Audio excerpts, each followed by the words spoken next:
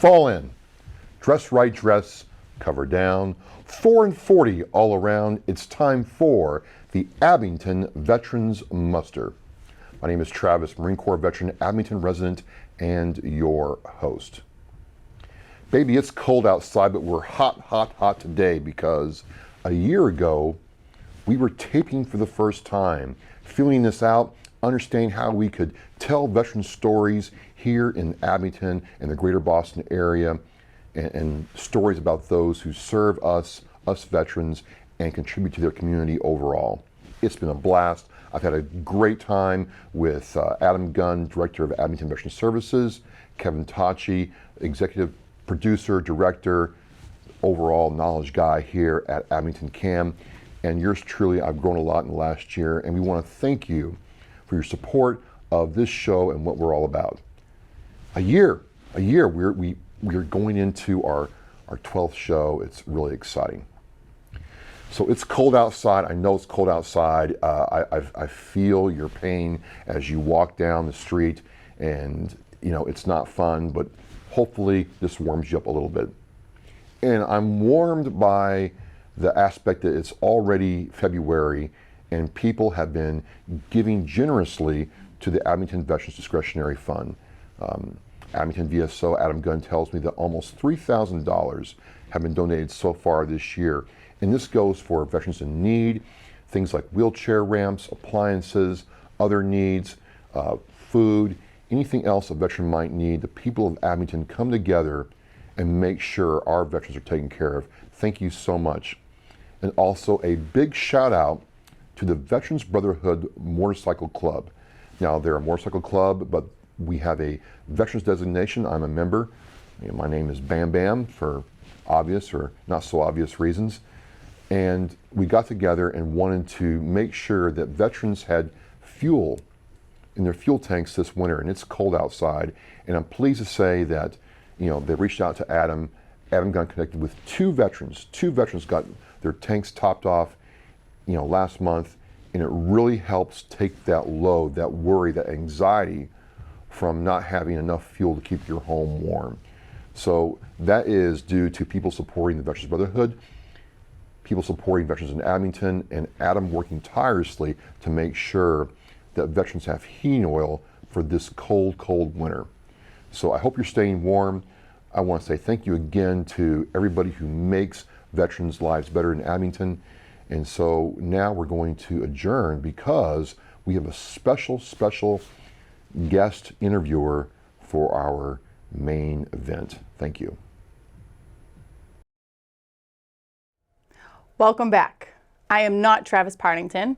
I am State Representative Allyson Sullivan-Almeida, but I am here with Travis this evening. Travis, welcome to your show.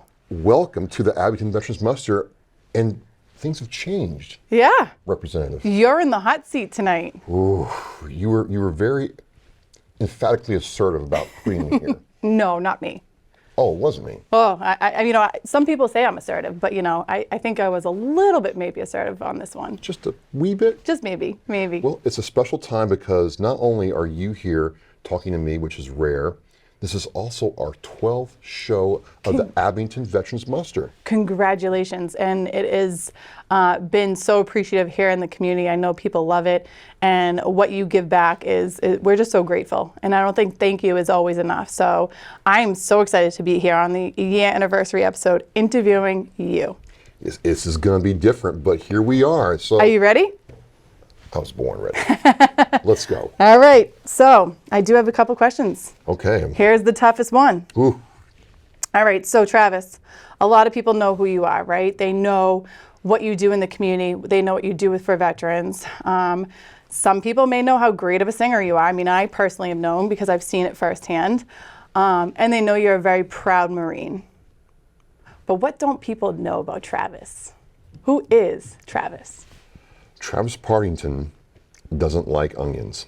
Wow. I will studiously pick out every onion from my plate if it's served with onions. I don't like onions at all. I love onions. Okay, well, you know. We definitely wouldn't be able to share a dish, that's for sure. Thank God. Absolutely. I love rock and roll and heavy metal. Okay. I love my motorcycle. Oh, do you ride still? Yeah, I do. I do ride. What do you ride? I ride a 2007 Yamaha Stradaliner, a big, huge cruiser. It's like built for me. Loud? No, she's very understated. I call her Felicity. Oh, she has a name. She has a name. Oh, she's definitely special then. Yes, she is. It's Sanctuary. Felicity stands for Sanctuary. Nice. So that's her name. So when you go riding, do you go on any kind of special trips? I know that Laconia always has Bike Week. Do you ever go out to the other parts of the country for Bike Week, or do you stay more local? So I rode, when I got to the Marine Corps, I rode my motorcycle, not this one, from Yuma to Boston. Oh, wow. Like 3,600 miles. Nowadays, my favorite ride, hands down, is going up Route 2 out to Mount Greylock, up Mount Greylock, and then heading up to Abington, Maine. Okay. Vermont, excuse me, and coming back to here. It's a fantastic ride. How long does it take you? It's about a good 6 hours to do it all, to go there and back. Nice. I mean, I've been on a motorcycle before. My husband and I used to ride until we were actually in an accident. Oh. And being a passenger on a motorcycle for that amount of time does not sound exciting at all. But You got the right motorcycle. Some of them have with a seat, you know. the warm seats, the coffee holder, and the fancy ones, right? and you ladies get the mics. You can tell your husband. You can literally be a backseat driver representative. He would never let me do that, probably because I would be a backseat driver. Exactly. You know. So tell us about where you grew up. I grew up in the Midwest. I was born in Indiana. And That's where that accent comes from. Yeah, 20 years later, it's like, you're not from around here. Where are you from? And it's like, well, it is what it is. But I grew up in Illinois, and then my parents moved us to the Shreveport, Louisiana area when I was 14, 15 years old. And from there, I joined the Marine Corps. Mm-hmm. And then I did time out west. My service time was in Yuma, Arizona, in the desert. Oh, nice and hot. Yes, nice and hot. And then... But I hear it's a little bit different heat out there. It's not the heat we have here in Massachusetts during the summer. It's a little bit drier, is what I'm told. Does it matter? Representative, when it's 124 degrees, you're in an oven. It's hot.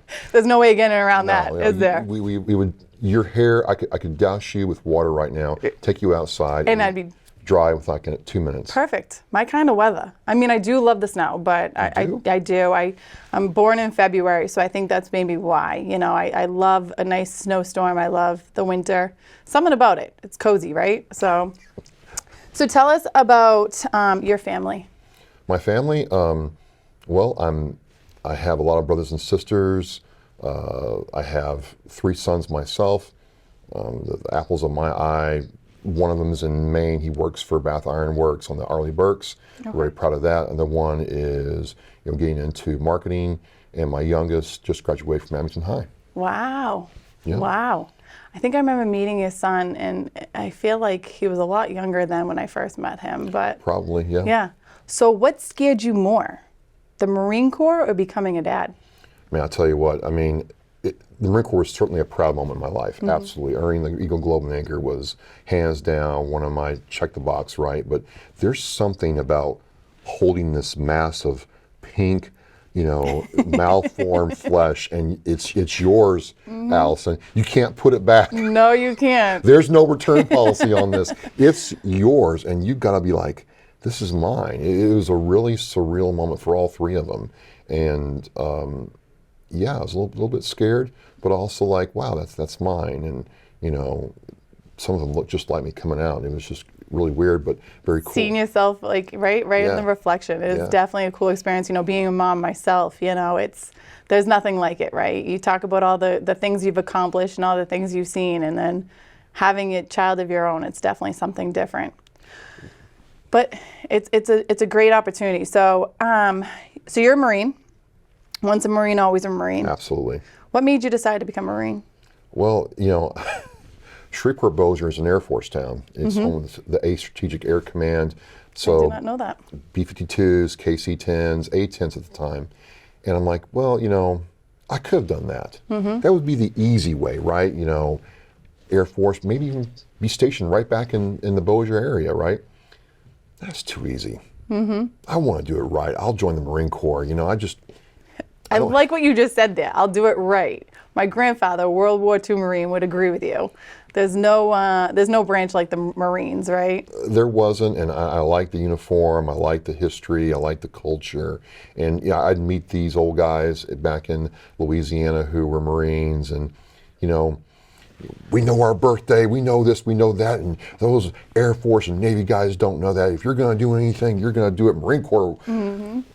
Absolutely, I'm going to go down there.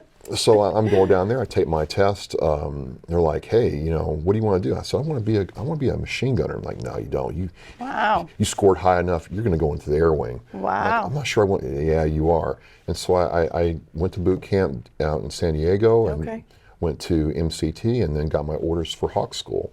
Wow. And Hawk is a missile system made by Raytheon right up the road. And it's a missile about as long as your car, and we fired it at targets 30 to 60 miles away. Wow. So pretty cool. That is pretty cool. It's really cool, Representative, when you put the missile together, we take it out of the canister, we put it together, and I bolt on the fins, the ailerons, and then you see it fire, and you hear this boom. And it's not the missile. Are you expecting it? Yeah. But still, you're not expecting it because you're like, wow, that's crazy, right? Yeah. It's not the thing actually igniting. It breaks the sound barrier. Wow. It goes almost 2 times the speed of sound, and it just goes, and it's like, I was in. Wow. I want to stay in the Marine Corps the rest of my life and do that. So you talk about you going into boot camp and you talk about why you joined. How old were you when you joined the Marine Corps? I was like 22. Okay. Did you have a family by that point? Was your son born? No. So when did you do deployments? I did not do any deployments, and the reason why is I joined the Marine Corps. I get all signed up. I'm all amped. And I get to Fort Bliss, that's where the ADA school is, Air Defense Artillery School is, for the entire U.S. military. And they're like, hey, we're getting rid of Hawk because the Army's taking it over with Patriot. I'm like, that's wrong. The Marine Corps wouldn't put you in a job field that's going away. It doesn't make any sense. The government's not like that. Yeah, the government is like that. The government is definitely like that. I mean, you probably know very much about that, Yes. Representative. But yeah, I was in a weird situation where about three quarters through my career in the Marine Corps, we started boxing up all our stuff and getting it ready to go back to Raytheon. So I didn't deploy. I went to North Carolina, South Carolina actually. We did several stuff at WTI, which is in New Mexico. Several times we punched out in the desert for a month at a time, training and engaging targets from Luke Air Force Base, Miramar. Wow. Yuma itself, it's home to, at the time it was Harriers and F-18s. So we would practice on them. Wow. It sounds pretty cool. So I hear that you are a fan of video games. That is correct. And I hear one of your favorite video games is Call of Duty. It is. Now, is there a reason why Call of Duty, and I'm not a video gamer, but my brothers do like video games, and Call of Duty is one of their games that they do play. Is there a reason? Does it bring back any kind of memories, or do you feel? It's just because it's me and my dudes and my crew, and I'm one of them, they're one of me. It's a game that we all know how to play. Yep. Whether we were good or not, and we're usually bad compared to some of the younger kids playing. Right. It's like I play with my nephew sometimes, like Uncle Travis. You're terrible. Well, I'm trying to keep up, so just get out of our way. But it's a place where guys I served with, guys who are friends, family members, we can get on and connect with each other and have some fun, laugh at each other, and that's the main attraction.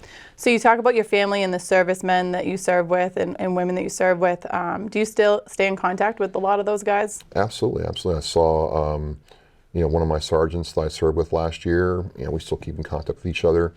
Some of the Marines I went to Hawk School with. We keep in contact with each other. It's your dad was right. It's a bond for life. You eat, sleep, use the shower facilities, eat together enough times. You just bond. Yeah. My sister deployed in 2013, and she talks about the men and women that she served with, and she still talks to them, right? Because it's a bond that like no other has experienced, right? Especially in points of conflict or war. Even though you didn't deploy, I think doing what you did for our country is admirable. And you build a bond with these men and women that you have to be stationed with for quite a bit of time, maybe a little bit more time than you want. Sometimes like, I'm going to get my cigar, go in the desert, and leave me alone. Yeah. I need a break. So I also hear that you like to do other things besides, with guns, right? I hear that you like to use bows. So I like guns. Yeah. I love. I don't know a Marine that doesn't, so. I love my freedom flinger. Yep. I really do, ma'am. But I like guns, but I love my bow. Yeah. I do. What do you love most about a bow? It's just the whole, draw process where there's a target over there. I'm like, Yep. okay, there it is.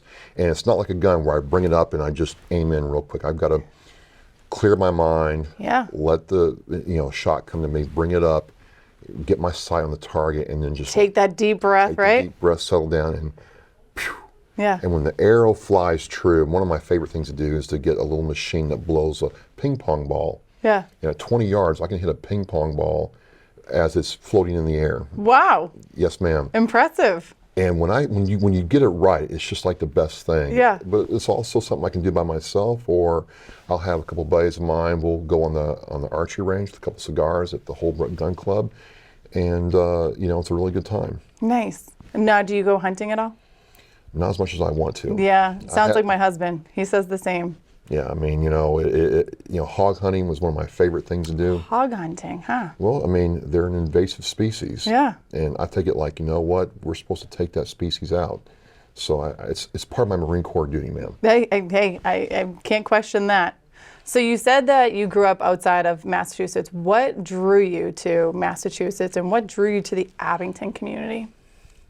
Well, at the time, it was love.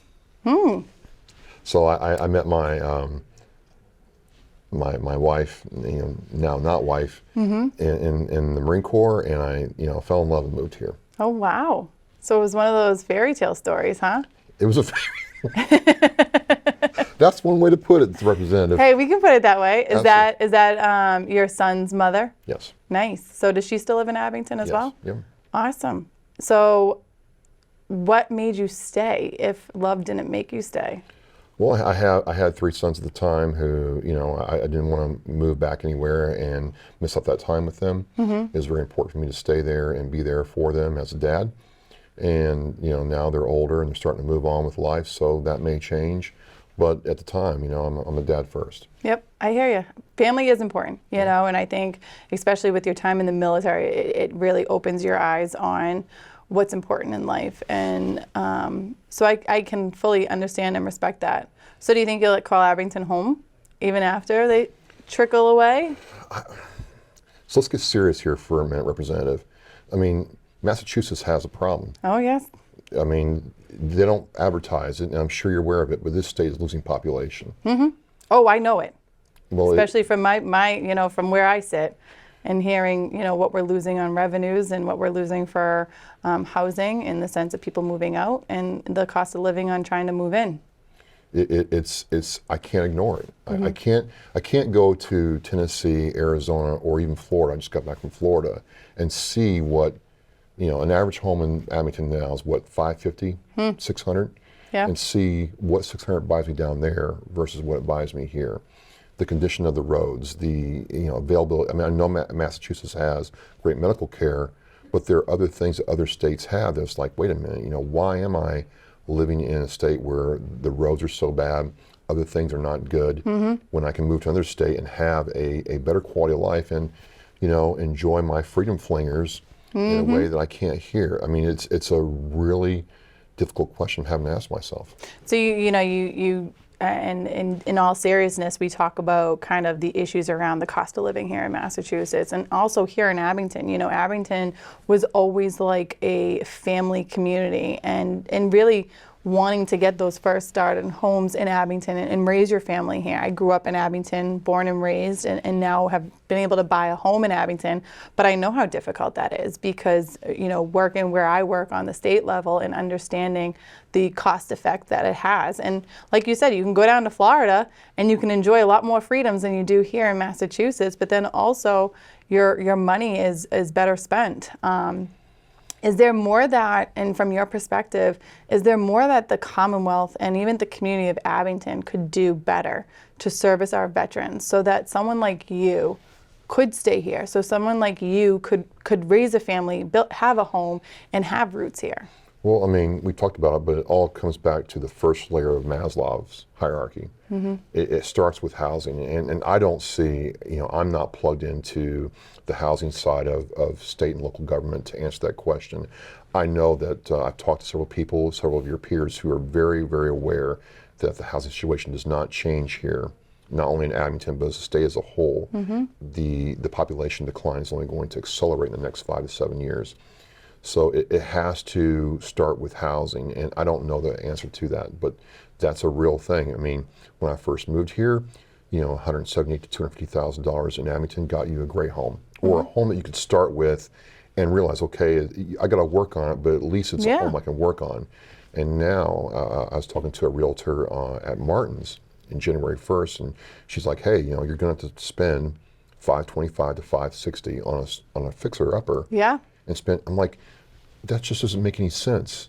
And then you put an extra couple $100,000 into it that you probably don't have to fix it up and to make it the home that it should be. And I've had realtors, representatives say, if you're coming at me with a VA loan and I've got somebody who's not going to use a VA loan, I'm probably going to choose a person who doesn't have the VA loan. They don't like saying that, but I'm like, why can't I get a second or third view on my offer? And I finally got told, well, you're VA. So that's a problem. So you're finding that's more of a detriment than, a positive thing? In this part of the country. You go to Florida, you go to Tennessee, and it's like, you're a veteran, you meet the requirements, come on down, brother, we've got room for you. So I think the state as a whole, which does a lot for its veterans, and that's the paradox I'm running into, is you go to Florida or Tennessee and stuff's done at the county level. Yep. Or at the region level. So if that veteran in the local community needs help, it's much harder to plug them in or get them to the services or have the services come to them. That's an advantage this state clearly has when it comes to veterans, which is great. It's really like this state does it right. But juxtapose that to the fact that, okay, if I'm going to move into the Boston area as a veteran getting out of the military, I've got to have $12,000 to $15,000 saved up for first, last, and my service doesn't really give me that much. Other states, that's not the answer. So I'm not, bashing Massachusetts. We do a lot of things right, but there are certainly real analytical, factual things that are going to prevent growth in the next decade if we're not careful. And to your point, like, they know veterans aren't coming back to Massachusetts. The Executive Office of Veteran Services is very aware of that. But it all starts with housing first and then jobs second. And that's the good thing too, is there's tons of jobs out here in the Commonwealth for veterans.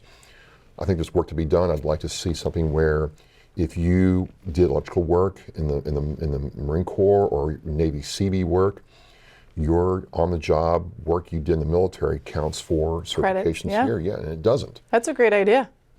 So, Senator Warren did get that right, and I think that's something that we got to look at. Right. I mean, I think that's definitely, like you said, something to look at, because I don't think that time in the service should be wasted. And, you guys in the service do it right. You definitely, there's some initiatives that happen within the service that I think if they're brought into civilian life would be very beneficial, not just for you and your family, but for the Commonwealth or the communities that you live in, both on whether it be healthcare or, like you said, electrical, anything. I think having those skills should not be turning a blind eye to. So I think that's something that, even if it's not on a federal level, we should be looking at a state level and really trying to change that. And so I'd love to talk to you about that more, maybe off air, on how we can do that. And I know we're kind of coming down closer to the time. We still have a few more minutes. But what is it that you'd love people to know? Like, if it's one thing outside of, your service to the country, service to the community, but, you being a dad, is, other than not liking onions, is there like something that you're very proud of that a lot of people maybe don't know? Well, if they don't know it, they're going to know it now. Is I'm extremely proud to be an American. I'm extremely proud to have served my country. Did I serve 20 years? I served in combat? No, I didn't. But it was a proud moment when I swore that I would protect, my fellow Americans. It's a funny thing, you take that oath in MEPS, right? But a lot of us realize that you never renege on that oath.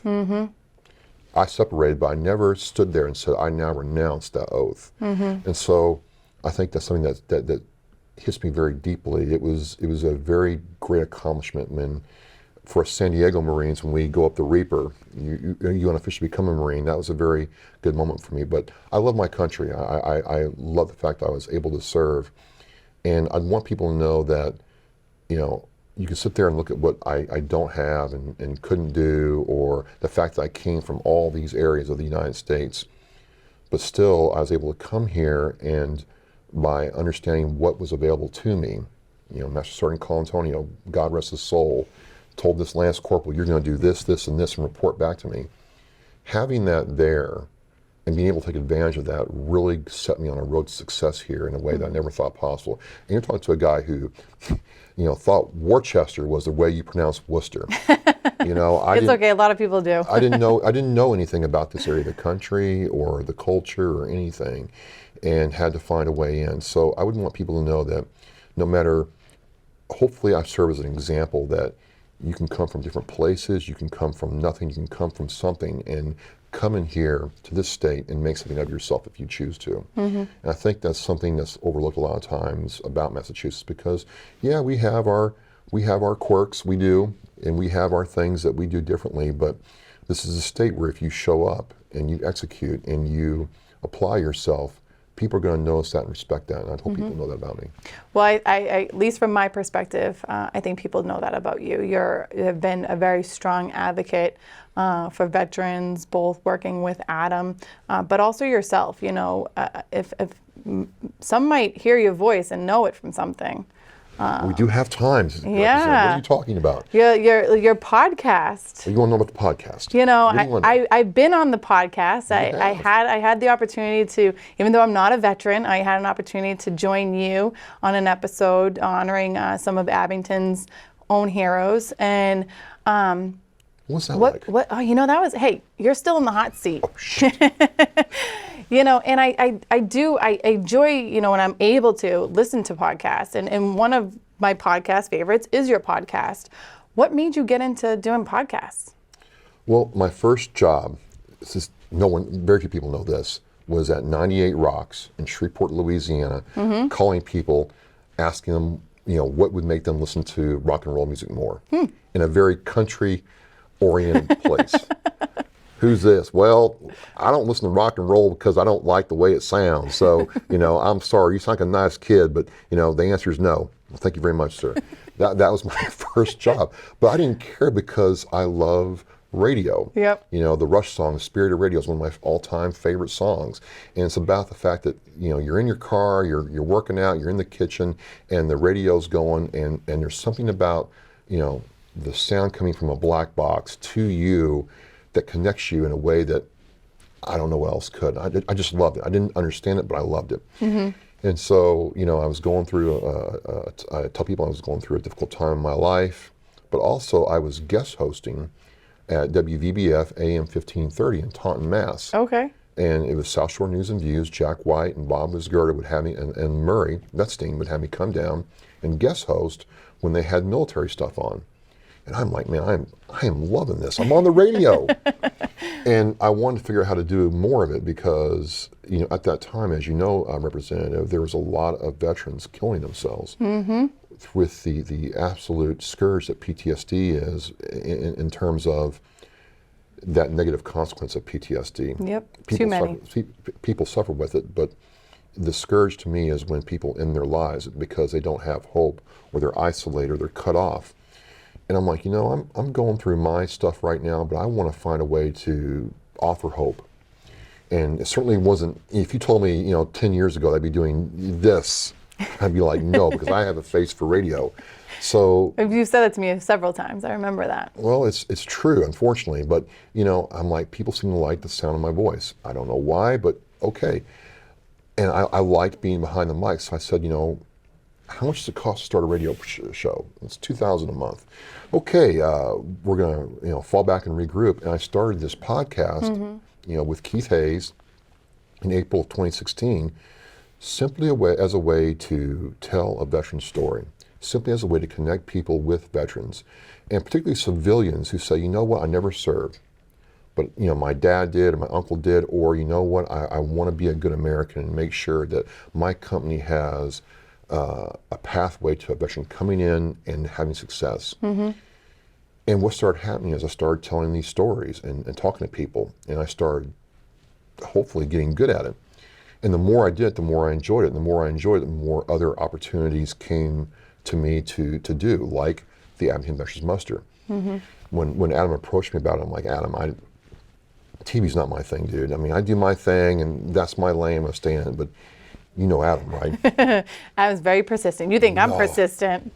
Adam takes it to a whole nother level. Right. Well, we love him. We love him here. He wouldn't stop. He's like, I'm going to get Kevin, and this is going to be great. And I'm like, okay, but this is what's happened. I do this show. I connect people. I see them starting to build their own businesses, their own life, come out of their own PTSD and come out of their own isolation. It gives me a feeling of purpose and completion that is mine, and I really love it. I really feel like that's the Marine in you. When I'm hearing you talk about it, you can sense that that love, right? That you have for men and women that you don't even know, because you know the struggles that they might be facing, and you understand them, and you can empathize with them. And I think it's important that people understand that, like you said, there's too many men and women that have committed suicide because of PTSD and what either the service or civilian life, or trying to transition into one or the other. And I think what you have done is beautiful. I think you're giving back to a community even when you don't have to. These aren't things that you have to do. You choose to do them because it's your calling. And, whether you think you have a face or a voice or what have you, I think you spreading this amazing message is really making an impact, not just on veterans, but as civilian, most definitely making an impact here. And, if one day you do decide to move to a warmer climate, which I will never fault you for, I hope that continues, no matter where you go. And I think that no matter what, it will follow you, because this isn't a job. This isn't, something that you think you should be doing. It's a calling, and you do it very well. So I do want to thank you for that. Cool. But I did hear that, and I don't want to get it wrong, but you received a certain mic, I believe, right? I did. Can real quickly, we're almost at time. We got like 2 or 3 questions left, so I'll be brief. So I entered the Veterans Podcast Awards, and one of the prizes was a Shure SM7 mic. That's a special edition. Shure put a special coat of paint on it, red, white, and blue mic, and you can see it in my show. And it's one of the coolest things. It was like, wait a minute, and you do the work and you get recognized, and the fact that Shure, the microphone company, put this together for veterans was just super, super cool. It makes my voice sound really well. I have it hooked to my Zoom L8, and it really just makes my voice sound the way I want it, when I want it. And it's just, I earned that. I had to get that, and there's only one like it. That's awesome. And honestly, Travis, I do want to say thank you. Thank you for your service in the time with the Marines, but thank you for your continued service here for veterans all over the Commonwealth, but also here specifically in Abington. And I know we're cutting it close, so I believe. You got like one more question. Oh gosh, one more. Okay. Last question. Last question. Let's see. Okay, so. Okay. What would you consider is your biggest accomplishment? Wow. Tough one. Personally, I have to say it's being a father. There's no perfect parent, but I'd like to think that, seeing my sons, go out into life and have opportunities that I didn't have is the best thing ever. Absolutely. Professionally, it was being a military guy going into an industry where, there's not a lot of room for hawk missile operators in the industry that I'm in right now, but it's understanding that, someone saw the value of having a veteran, be a part of that, and then being able to perform at a high level in that industry and have a lot of success in my career. Personally, it's things like what we're doing right now. It's being able to start something, be very, very bad at it. My first 20 or 30 shows were absolutely terrible. and then now being recognized by the VA, being on C-SPAN, being able to do this and understand that people enjoy it and love it is I think like the third spoke of that wheel. Nice. Now, my final question. Do you have a New Year's resolution? And what is it? Oh, wow. My New Year's resolution, okay, yeah, I do. So I went to a big time weightlifting meet in December of this year and took bronze. And my New Year's resolution is to commit everything I have to trying to get gold. Oh, well, good luck. Appreciate it. And with that, I believe you're going to be closing out the show today, but... Well, absolutely, absolutely. This is show number 12 of the Abington Veterans Muster. Representative Allyson Sullivan wanted to do this for quite some time, and you were a great guest with Skinny and Walter. Yeah. You filled in nicely for Adam and just did that top-notch, like you were a pro. Well, that was such a unique experience, you know. Like I said, my grandfather was a World War II Marine, and sitting there with other Marines that served in the same, you know, era that he did was very emotional but impactful for me. So I appreciate you allowing me to fill in the shoes for our, you know, VSO here in Abington and sit in on that. That was definitely a beautiful thing. God rest his soul, but, you know, we miss him, and it was life-changing for me. So I'm going to make you a promise, Representative, that no matter where I go, whether it's here in Abington or, I don't know, Greenland for lack of it, no matter where I go, first and foremost, as much as I am able, veterans in Abington will always be supported by me, no matter where I am. Appreciate that. And I will take the same drive and ambition I have for veterans, and that will not diminish whether it's here or somewhere else.